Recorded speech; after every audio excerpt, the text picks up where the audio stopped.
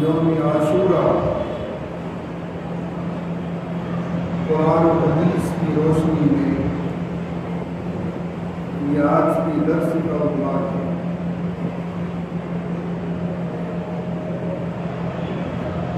آج کی تاریخ میں کیا ایک دن کا روزہ رکھنے سے عاشورہ کے 10ویں دن کا یوم عاشورہ کا یہود و نصارہ کی مشابہت ہوگی یا نہیں؟ حضرت علامہ انور شاہ کشمیری رحمۃ اللہ علیہ کی جو تحقیق ہے، وقت ملا آج ہی اس تفصیل کو میں آپ حضرات کے سامنے بتا دوں گا، اور اگر نہیں ملا تو انشاءاللہ آئندہ جمعے کو اس کی تفصیل آپ حضرات کے سامنے آ جائے گی۔ سر دست دو حدیثوں کی تشریح کرنی ہے، اور دونوں حدیثیں امام بخاری علیہ الرحمہ اپنی صحیح میں لے کر آئے۔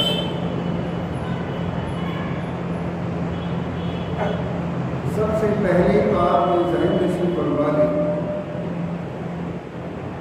کہ قریش مکہ بھی محرم کی 10 تاریخ کا روزہ رکھتے ہیں،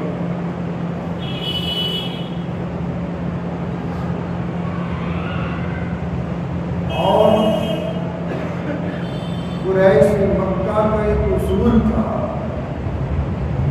کہ محرم کی 10 تاریخ کو ہی خانہ کعبے کا غلاف بدلتے ہیں۔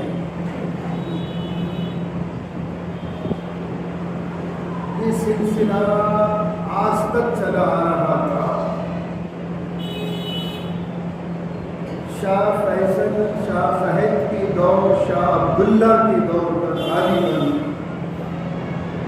محرم کی 10 تاریخ ہی کو خانہ کعبے کا غلاف بدلا جاتا تھا، لیکن آج جو موجودہ فرما روا ہے غالباً وہ محرم کی پہلی تاریخ کو بدل دیتے ہیں۔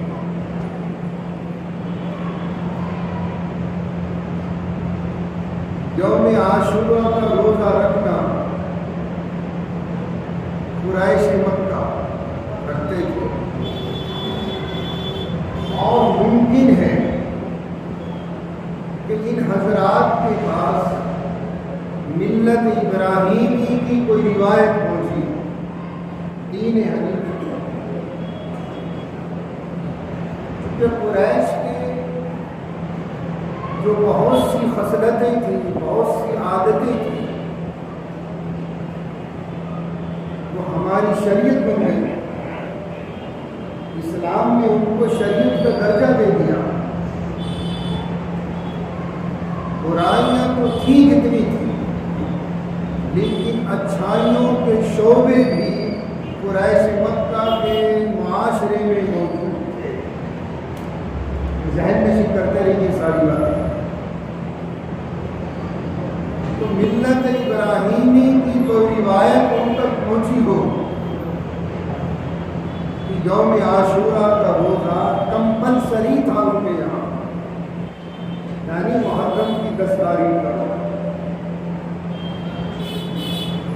دوسری چیز، حج بھی کرتے تھے۔ اسلام سے پہلے حج بھی ہوتا رہا ہے زمانے جاہلیت میں، اور ہمارے آقا فخر کائنات میرے اور آپ کے آقا حضور پاک صلی اللہ علیہ وسلم کی ذات اقدس جتنی ان قریش میں اچھائیاں تھیں اس میں شریک ہوتے ہیں۔ ہمارے آقا بھی مکی زندگی میں یوم عاشورہ کا روزہ رکھتے تھے قریش مکہ کے ساتھ، اور حج بھی کرتے تھے ان کے ساتھ۔ نبی بننے سے پہلے آقا حج میں بھی شریک ہوتے تھے۔ البتہ اس روزے رکھنے کا کسی کو حکم نہیں دیتے، کیوں؟ ابھی آقا نبی نہیں بنے۔ شریعت کا نفاذ معاشرے میں کرنا نبی کے لیے جب نہیں جب اللہ کا حکم آئے۔ ابھی ہمارے آقا نبی نہیں بنے، لیکن قریش مکہ کی ان اچھائیوں کے ساتھ میں آقا شانہ بشانہ شریک رہے۔ اب تک تو آپ نے سنا ہوگا کہ یہودی اس کا روزہ رکھتے تھے، نہیں، ان کا روزہ تھا یوم عاشورہ، لیکن قریش مکہ بھی یوم عاشورہ محرم کی 10 تاریخ کا روزہ رکھتے تھے۔ یہ امام بخاری علیہ رحمہ کی روایت ہے، اور بخاری کی روایت پر اگر کوئی مسلمان شک کرے گا ایمان سے کرے گا۔ اور آقا حج بھی فرماتے ہیں اسلام سے پہلے، کیونکہ اچھائیاں تھیں، حج کرنا ایک اچھا عمل ہے، بہت اونچا عمل ہے۔ تو ہمارے آقا قریش مکہ کے ساتھ عاشورہ کا روزہ بھی رکھتے تھے اور ان کے ساتھ حج بھی کرتے تھے۔ ملت ابراہیمی کی کوئی روایت پہنچی نہیں۔ ایک روایت تو بخاری شریف کی ہے، دوسری جو روایت ہے حضرت سلمہ بن اکوع رضی اللہ عنہ، بہت اونچے درجے کے صحابی اور تیز رفتار دوڑنے والے صحابی، جنگجو لیڈر، اس فوج کی کمانڈ سنبھال لی اور جس سرزمین پہ چلے گئے اس کو فتح کر دیا۔ اتنے بڑے جنرل بھی تھے حضرت سلمہ ابن اکوع رضی اللہ عنہ، یہ اس حدیث سے واقع ہے، یہ بھی بخاری شریف کی روایت ہے۔ جب آقا مدینے پہنچے تو وہاں دیکھا کہ یہودی یوم عاشورہ کا روزہ رکھتے ہیں۔ آقا نے پوچھا کس خوشی میں؟ یہودیوں کے علماء نے ارشاد فرمایا اللہ تعالیٰ نے ہماری قوم بنی اسرائیل کو حضرت سیدنا موسیٰ علیہ السلام کے طفیل سے فرعون کے ظلم سے نجات دی تھی، اس خوشی میں ہم یہ روزہ ابھی رمضان شریف کے روزے فرض نہیں ہوئے، یاد رکھنا ٹھیک ہے۔ تو آقا نے مدینے پہنچ کر جتنے انصار مدینہ تھے جو ایمان لا چکے تھے اپنی کارندے بھیجے، محرم کی 10 تاریخ کی صبح اپنے کارندے بھیجے اور یہ اعلان کرا دیا کہ آج محرم کی 10 تاریخ ہے، جن کا روزہ ہو تو روزہ پورا کریں اور جنہوں نے کچھ کھا پی لیا ہے وہ بھی اب شام تک نہ کھائیں گے، روزے سے۔ اس کا مطلب ہے کہ رمضان شریف کی فرضیت سے پہلے یہ روزہ فرض تھا۔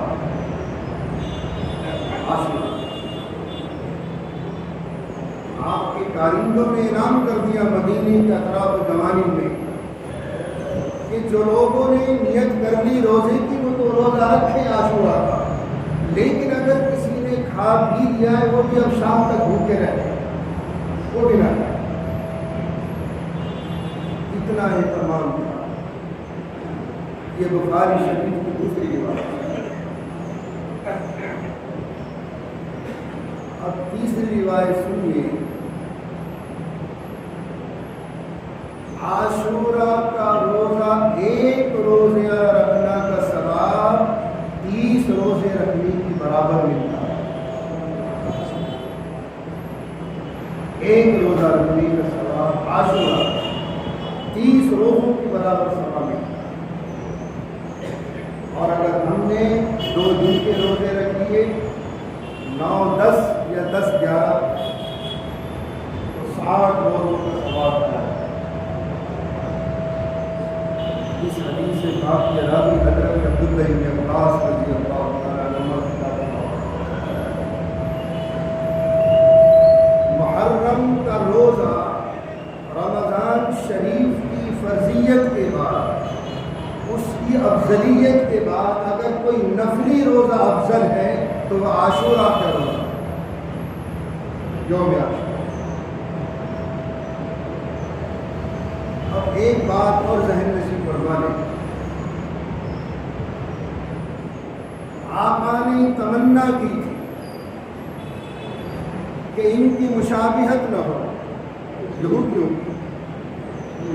چونکہ یہودی بھی اس دن کا روزہ رکھتے ہیں، تو آقا نے رمضان شریف کی فرضیت کے بعد اب فرضیت کا حکم منسوخ، اب یہ روزہ فرض نہیں ہے محرم کا، رکھ لے تو ثواب، نہ رکھ لے تو کوئی پکڑ نہیں، لیکن رکھنے میں زیادہ ثواب ہے۔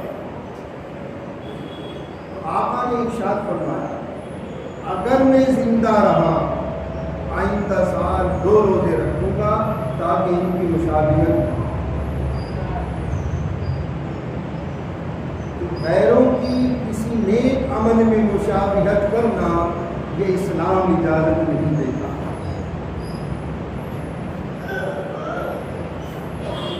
لیکن آقا آنے والے سال دنیا سے رخصت ہو چکے ہیں،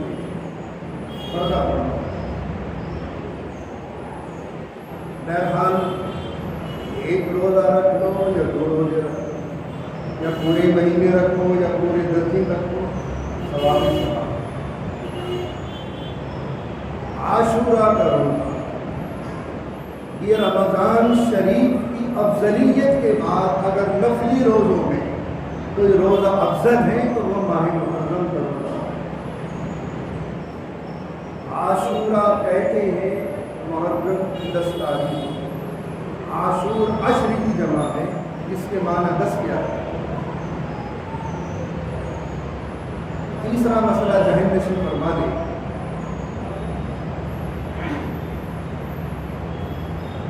اس حدیث پاک کے راوی سیدنا حضرت ابو ہریرہ رضی اللہ تعالیٰ عنہ کی ذات بابرکت ہے۔ ہمیں محرم کی 10 تاریخ کو کرنا کیا ہے؟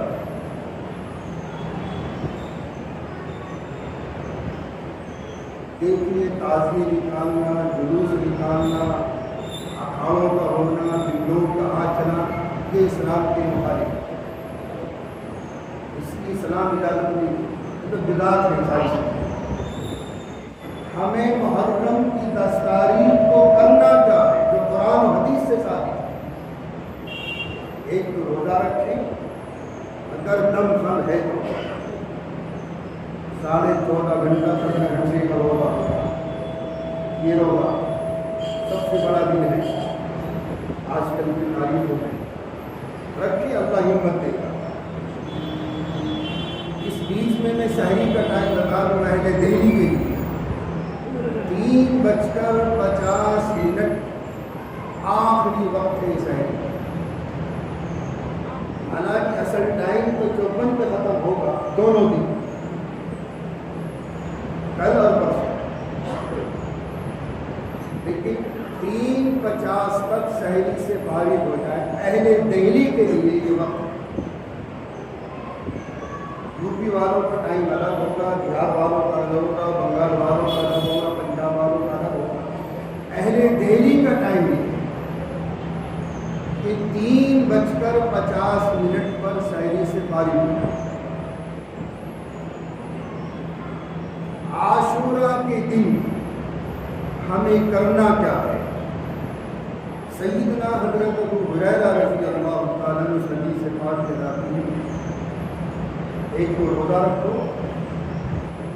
اور دوسرے حسب گنجائش، حسب استطاعت اپنے اہل و عیال پر دل کھول کے خرچ کرو،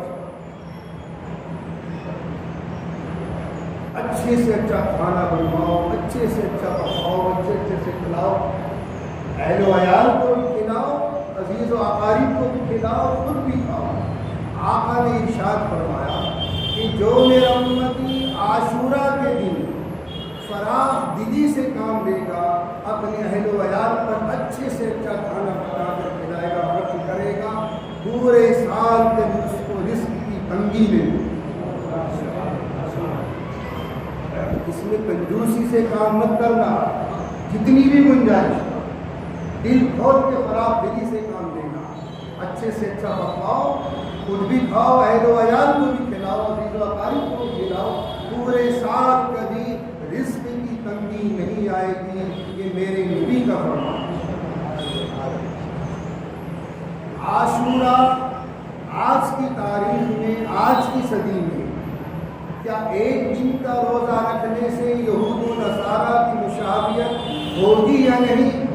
علامہ انور شاہ کشمیری رحمۃ اللہ علیہ کی تحقیق ہے اور میرے دل و دماغ میں اتر گئی وہ تحقیق، انشاءاللہ اس کی تفصیل آئندہ ضرور ہوگی۔